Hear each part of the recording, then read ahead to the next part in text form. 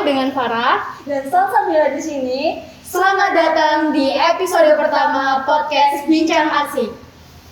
Nah, pada episode pertama ini kita akan ngobrolin tentang model United Nations atau yang biasa kita sebut sebagai MUN. Nah, mungkin teman-teman ada yang sudah tahu atau yang belum tahu dan ingin tahu. Di sini kita nggak cuma berdua aja nih. Di sini ada Mas Yasa dan Mbak Bunga. Hai Mas Yasa dan Mbak Bunga, apa kabar? Alhamdulillah baik. Dan kesibukannya apa ya Mbak Mas akhir-akhir ini? Kalau aku sekarang jadi mahasiswi di UIN Sunan Kalijaga, jurusan Komunikasi dan Penyiaran Islam, sama sekarang lagi kayak magang di sebuah lembaga non masyarakat itu buat jadi relawan administrasi. Kalau Mas Yasa sendiri Kalau gimana? aku sekarang jadi mahasiswa di Polstat SDIS, jurusan D4 Komputer Statistik. Nah, jadi Mas Yasa dan Mbak Bunga ini pernah punya pengalaman di MUN. Tapi sebelum Mas Yasa dan Mbak Bunga membagikan pengalamannya waktu ikut MUN, boleh dong dijelasin dulu kayak MUN tuh apa sih sebenarnya? Ini dari aku dulu ya. MUN itu kan singkatannya Model United Nations. Kalau di Indonesia sendiri dikenal sama simulasi sidang PBB. Nah, di simulasi sidang PBB ini biasanya setiap peserta itu menjadi delegasi perwakilan negara di mana itu membicarakan tentang politik isu-isu dunia untuk dicari solusinya melalui draft resolusi itu. Mungkin biasa ada tambahan. Udah sih menurutku. Kalau boleh tahu Mbak Mas kan pasti waktu ikut lomba itu cari-cari informasi dulu ya. Kalau Mbak Mas sendiri itu tahu MUN itu dari mana? Lalu kenapa sih kok kepingin gabung di MUN itu gitu? Mungkin dari aku dulu ya. Iya. Mungkin kalau aku ceritain kronologinya mungkin bisa jadi lucu sih. Soalnya sebenarnya aku tahu dari MUN itu dari Bunga sendiri. Jadi waktu itu Bunga kayak membuat status WA. Nah itu kayak ada tulisan di emailnya itu kayak diterima di Action Youth International United Nations. Nah jadi aku kepo tuh, terus aku chat apa ini Bung gitu. Terus dia jelasin gini-gini. Terus aku juga searching gitu di Google. Nah itu waktu searching itu aku tertarik gitu. Jadi aku langsung minta Bunga linknya, langsung aku daftar. Terus ya alhamdulillah keterima. Gitu. Kalau Mbak Bunga sendiri, Kalau aku sendiri karena aku orangnya kayak pengen nyoba sesuatu yang baru, terus kayak aku juga kayak influencer yang benar-benar menginspirasi aku tuh Gita Savitri. Terus aku tahu dia itu bikin gitu tentang ikut MUN itu, cuman beda MUN. Aku nemu terus ada MUN yang lagi open registration, terus aku nyoba cuman gagal. Terus akhirnya kayak aku nyoba cari orang-orang yang sekiranya ada background ikut MUN kayak jadi hobi, terus aku kayak ngikutin dia, terus ternyata dia kayak share kalau ada yang lagi buka, terus aku coba ikut daftar. Tapi kayak nggak kayak anak-anak gitu, kayak teman-teman kayak Raif, Clara ya itu dapat pemain itu lebih cepat daripada aku. Kayak aku nunggu seminggu, soalnya aku kalau nggak salah itu daftarnya masih awal-awal registration. Jadi kayak akhirnya ya aku sharing itu kalau pas aku keterima, terus banyak teman-teman yang ikut, ada yang keterima juga, cuman ada yang berangkat ada yang enggak. Oh, ya. Terus tadi kan Mbak Bunga bilang kalau beda MUN, berarti MUN itu ada beberapa jenis ya Mbak? Atau bagaimana? Jadi sebenarnya MUN itu cuma satu aja, yaitu Model United Nations atau yang tadi bilang Bunga itu kayak simulasi sidang PBB. Nah tapi di MUN itu kayak banyak penyelenggaranya, seperti kalau di aku sama Bunga waktu itu kan AIMUN, Asian Youth International Model United Nations. Nah itu diselenggarakan oleh IGN atau International Government Board.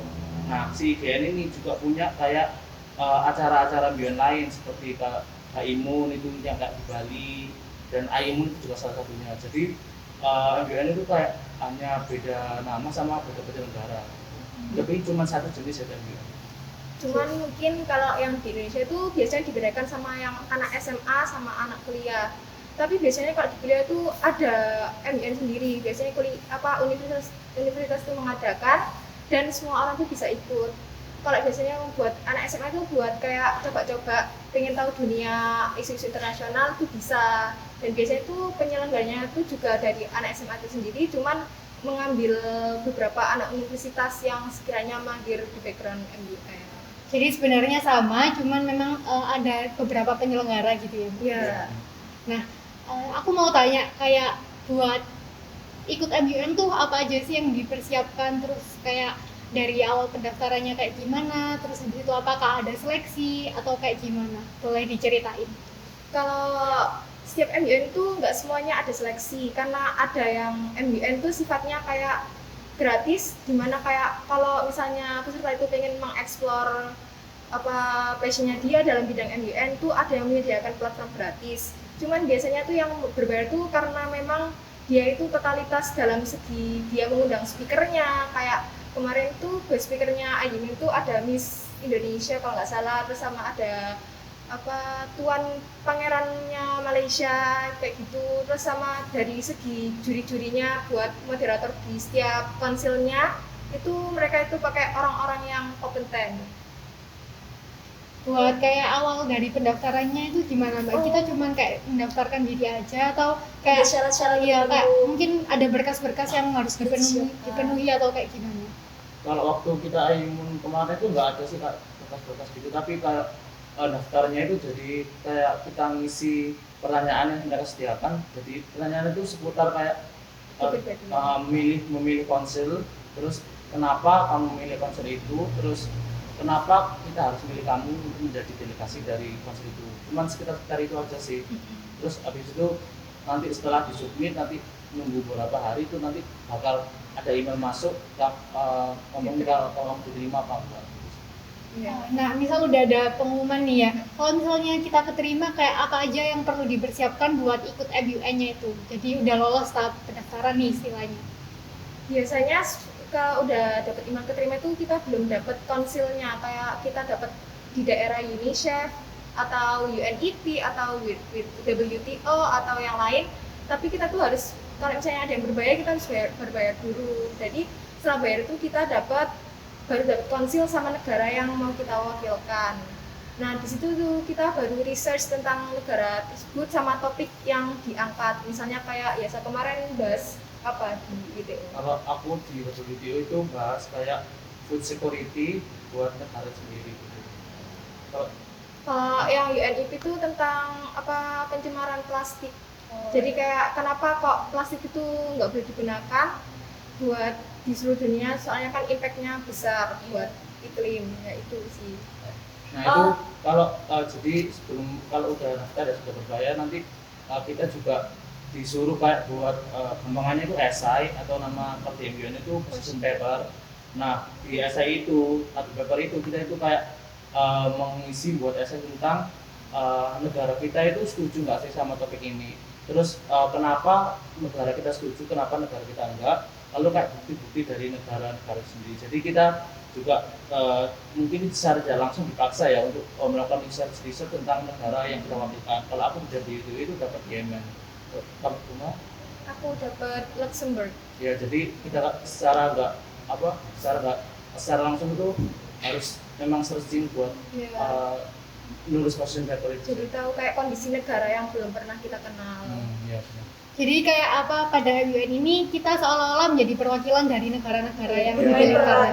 Telah menjadi negara tersebut. Ya. Lalu nih, aku mau tanya kayak rincian kegiatannya tuh kayak gimana, kayak dari awal sampai akhir, terus Dari berapa pembukaan hari sampai ya. penutupan gitu. Jadi hari pertama udah daftar kan ya, hari pertama itu kayak ada opening ceremony. Nah di opening ceremony itu biasa kan kalau di opening ceremony kan ada open speech. Nah open speech itu dilakukan kayak tamu undangan, speaker undangan kayak tadi Miss Indonesia sama tuan muda pangeran dari Malaysia. Nah itu dia kayak membuka speech mereka, terus ada juga kayak speaker yang handal di bidangnya itu kayak kayak apa ya, menjelaskan berkontribusi tentang menjelaskan tentang apa masalah isu-isu yang ada. Dan juga di waktu opening ceremony itu juga ada yang namanya MUN 101.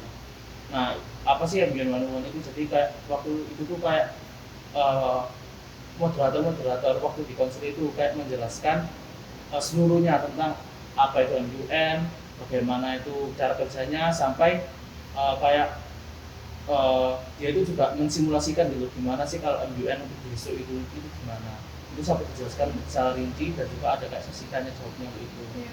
Soalnya waktu itu kan nggak semua orang kondisinya nggak tahu MUN itu apa, terus kayak soalnya ada dari beberapa dari peserta tuh cuman asal ikut kayak pengen tahu apa sih acara internasional itu, jadi kayak setiap moderator tuh kayak pengen semua nanti peserta itu bisa bicara di dalam forum, jadi mereka benar-benar memperhatikan supaya apa yang kita bayar juga nggak sia-sia. Iya gitu. Terus hari kedua, nah hari kedua ini inti dari semuanya sih. Soalnya di hari kedua ini dari pagi sampai malam sekitar jam 7-8 itu diskusi tentang topik yang dibahas di konsum masing-masing. Nah, jadi waktu di forum itu ada dua sesi. Yang pertama itu moderated caucus, yang kedua itu unmoderated caucus. Nah, apa sih moderated sama unmoderated caucus ini? Jadi nanti moderated caucus ini kita diskusi, tetapi kayak formal gitu. Jadi ada moderator, ada kayak mengangkat plakat untuk mengungkapkan pendapat, gitu. Jadi kalau unmoderated caucus dia itu ya udah bebas fleksibel, kita bisa ngomong ke negara ini dengan santai dan bebas gitu. Jadi kayak bebas aja, nggak ada kayak formal harus mengangkat plakat atau apa gitu. Jadi lebih informal begitu ya. Iya. Mungkin kayak yang di moderate caucus tuh kayak biasanya ada delegasi yang memberanikan diri buat itu apa mengasih mosi dari topik itu, kayak misalnya topiknya itu kan ada satu topik inti, misalnya food security biasa itu nanti itu ada delegasi yang bilang tentang apa bagian gizi dari food security itu nanti berdampak ke negara-negara itu kayak gimana. Nah itu nanti dibahas. Nah yang dibahas itu nanti semua delegasi itu ikut speech tentang itu. Tapi kalau misalnya ada yang nggak speech nggak apa-apa, soalnya kan nggak semua negara juga mendapatkan masalah tentang itu. Nah kalau yang unmoderated caucus itu lebih kayak kita tuh bisa diskusi secara fleksibel tadi. Karena kalau waktu moderated caucus tuh kayak kita tuh situasinya tuh benar-benar formal, kayak mematuhi aturan, semua pakai waktu. Jadi waktu unmoderated caucus itu kita bisa luas ngomong ke delegat lain tentang opini kita. Barangkali nanti ada yang setuju sama apa opini kita, nanti waktu kita misalnya nyoba speech, mereka itu bisa ngasih dukungan dengan voting itu tadi.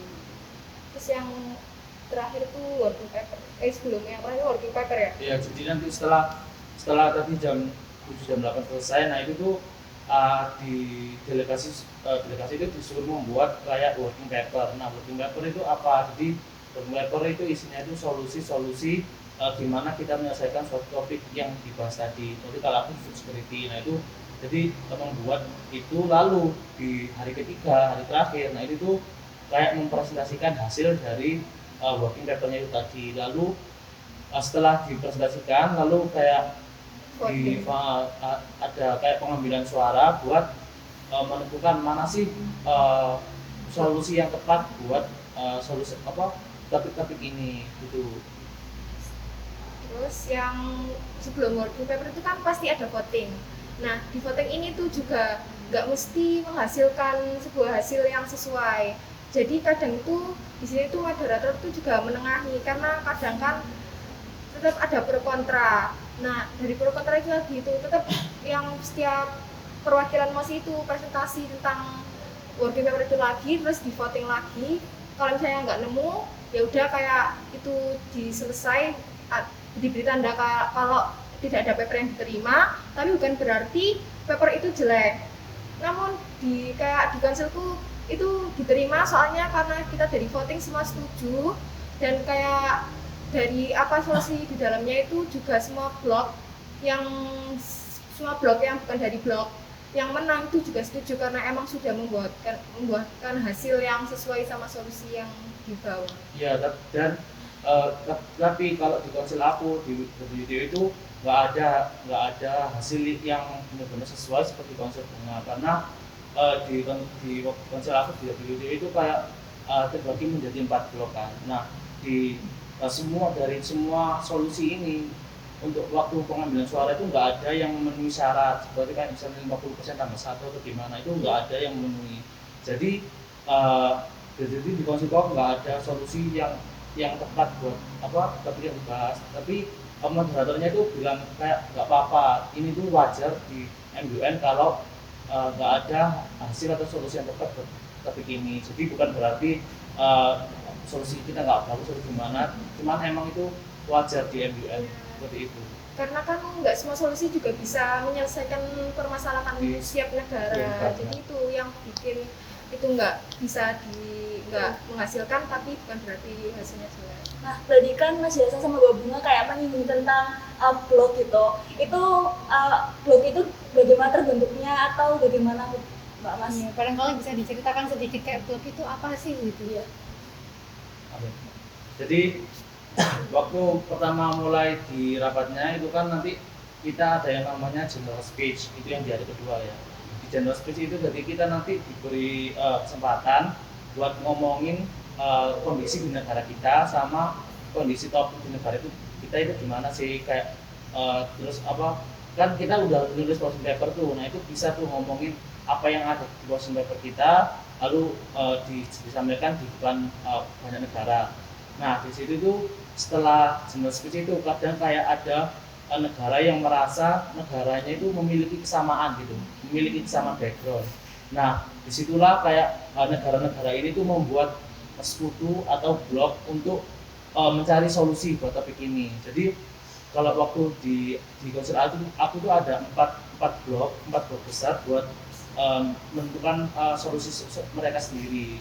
Jadi disitulah terbentuk di blog-blog itu. Nah tujuan blog ini apa sih ya? Tujuan blog ini kayak menghasilkan satu atau beberapa solusi buat topik itu sendiri. Nah itu nanti solusinya itu bakal ada pengambilan suara untuk masing-masing solusi ini gitu. Ya nanti misalnya dari blog itu ada yang unggul, nanti bisa diajukan menjadi draft resolution itu tadi, terus di voting lagi berapa yang setuju. Kalau misalnya emang karena semua setuju berarti draft dapat diterima. Ya. Jadi sebenarnya kayak blog ini itu terbentuknya kayak natural gitu. Jadi nggak semua negara itu punya solusi yang beda-beda. Kadang ada yang menyetujui negara lain gitu ya, kayak mempunyai kesamaan background gitu. Mungkin kan kalau kompetisi ini biasanya ada hal-hal seru gitu ya Mbak Mas ya. Boleh ceritain nggak mungkin pengalaman terkocak atau terseru atau rumit atau bagaimana gitu? Yang paling dikenang, yang paling dikenang yang nggak bisa dilupakan gitu. Kalau aku itu ya bagian tadi unmoderate caucus, soalnya kayak kita tuh jadi tahu apa delegasi lain tuh kayak gimana opini mereka, terus kayak kita tuh bawaannya juga santai, jadi kita juga tahu personalitinya dia kayak gimana. Terus kayak kita tuh nyoba itu kerja kelompok bareng juga waktu working paper, terus sama kayak waktu di forumnya itu sih karena moderator buku itu kayak asik ya orangnya, itu kayak mesti ngajak game, terus kayak kita game kayaknya ya saya juga game, kayak ada yang nyanyi, ada yang mau nyanyi, terus ada yang main tradisionalnya dari negaranya. Terus kayak yang lebih memorable itu yang ya waktu cultural night itu, waktu akhir acara sebelum acara penghargaan dimulai. Apa kalau boleh tahu cultural night itu kayak acaranya kayak gimana gitu? Nah kalau cultural night itu kayak, jadi kan tadi hari ketiga kan setelah melakukan voting suara kan itu nanti ke hotel terlebih dahulu, nanti malam sekitar jam 7-an itu kita disuruh kembali ke hall. Nah ke hall itu nanti ada yang namanya cultural night. Nah cultural night ini kayak platform bagi delegasi-delegasi untuk kayak menunjukkan bagaimana ciri khas dari negara mereka masing-masing. Jadi misalnya dari negara Indonesia sendiri itu kayak menggunakan baju adat mereka, terus pakai pakaian batik gitu-gitu. Jadi mereka di sana itu kayak menunjukkan kekhasan mereka. Jadi ada yang dari Jepang itu kayak pakai kimono gitu-gitu. Jadi bener-bener kayak kalau aku di Kultural itu merasa kayak ini tuh kayak bener-bener acara dari diri orang banyak negara gitu. Jadi kayak wah banget gitu sih kalau mau di Kultural itu. Terus kesempatan kita buat tahu apa budaya mereka. Terus di Kultural itu juga ada kayak penampilan dari negara yang terpilih. negara terpilih. Waktu itu Indonesia itu terpilih kayak nari solo gitu, nari tradisional tapi kayak sendiri. Jadi karena sendiri tuh kayak banyak apa delegasi dari Indonesia itu yang mensupport gitu, kayak saling apa memberi apa suara apa gitu kayak nyara-nyarai juga gitu. Terus ada juga kan misalnya dari negara lain menampilkan tarian tradisional mereka gitu waktu di program naik gitu sendiri. Jadi kayak untuk menampilkan budaya dari masing-masing negara gitu ya. Iya. Nah tadi kan sempat mention nih tentang penghargaan. Nah di sana tuh kayak penghargaannya itu apa aja sih, terus kayak kriteria untuk penghargaannya itu kayak gimana? Sebenarnya buat kriteria tuh kita nggak tahu pasti, soalnya kan kita bukan juri. Cuman kalau penghargaan itu ada 5. Yang pertama itu best delegate, itu biasanya kalau katanya kakak-kakak yang di Kansu itu juara 1.